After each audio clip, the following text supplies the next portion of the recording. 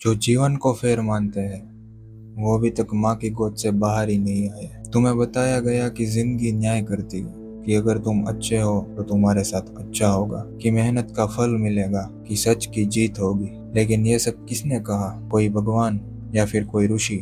नहीं, ये सब कहानियां तुम्हें दी गई ताकि तुम इस अन्यायपूर्ण दुनिया में भी उम्मीद का गुलाम बने रहो। लेकिन मैं कहता हूँ, जिंदगी कभी फेर नहीं रही और ना ही होगी। तुम देखो, किसी गरीब का बच्चा गटर में पैदा होता है और किसी अरबपति का बच्चा सोने की पालकी में। क्या यह न्याय है? कोई ईमानदार भूख से मर रहा है और कोई करप्ट आदमी ऐश कर रहा है। क्या यह कर्मा का फल है या सिर्फ एक रैंडम गेम जहाँ कोई रेफरी ही नहीं है? अब सुनो असली बात, यह अनफेयरनेस तुम्हारी सबसे बड़ी आज़ादी है। क्यों?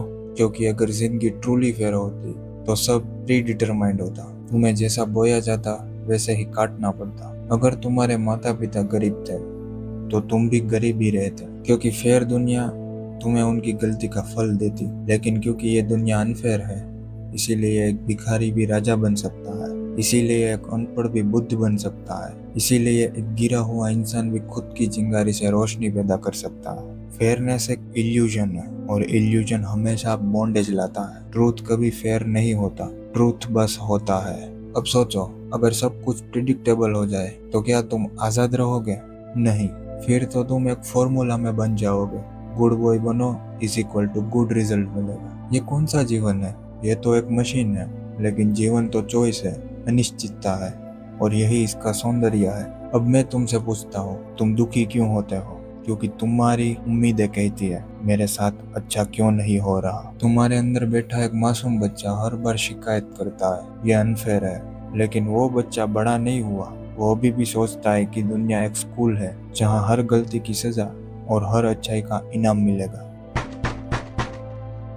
वेकअप, ये दुनिया कोई स्कूल नहीं है, ये एक जंगल है। और इस जंगल में या तो तुम रोते रहो कि पेड़ अनइवन है, या फिर उस ऊंचे पेड़ पर चढ़ जाओ जिस पर कोई नहीं चढ़ा। मैं ये नहीं कहता हूँ कि अन्याय अच्छा है, मैं कहता हूँ अन्याय से आज़ादी आती है अगर तुम उसे समझ सको। अब तुम मान लेते हो कि लाइफ अनफेयर है तो तुम किसी सिस्टम से, किसी गॉड से, किसी गवर्नमेंट से उम्मीद रखना छोड़ देते हो, और वही पहला स्टेप है। अब तुम क्रिएटर बनते हो, सिस्टम का प्रोडक्ट नहीं। अब तुम ये नहीं सोचते मेरे साथ ऐसा क्यों हुआ, अब तुम ये पूछते हो अब मैं इससे क्या बना सकता हूँ, और यहीं से जीवन बदलता है। फेयरनेस एक ट्रैप है जिसे तुम्हारे दिमाग में गिल्ट, ब्लेम और विक्टिमहुड भरने के लिए बनाया गया है। अनफेयरनेस एक कैनवास है जिस पर तुम जो चाहो बना सकते हो। तो सुनो, और गहराई से सुनो, जिंदगी अनफेयर है, इसीलिए तुम डांसर बन सकते हो, इसीलिए तुम बुद्ध बन सकते हो, इसीलिए तुम सिस्टम के बाहर खड़े होकर हंस सकते हो उस भीड़ पर जो अभी भी उम्मीद में सो रही है। और जब तुम ये जान जाते हो तो तुम्हारे चेहरे पर एक शांति आती है, एक हल्की सी मुस्कान कि हाँ, कुछ तय नहीं है, और यही मेरी सबसे बड़ी ताकत है। अब या तो तुम भगवान से शिकायत करते रहो या फिर खुद भगवान बन जाओ। चुनाव तुम्हारा है। मौन हो जाओ और इस सच्चाई को एक्सेप्ट करो और अपने अंदर जाने दो।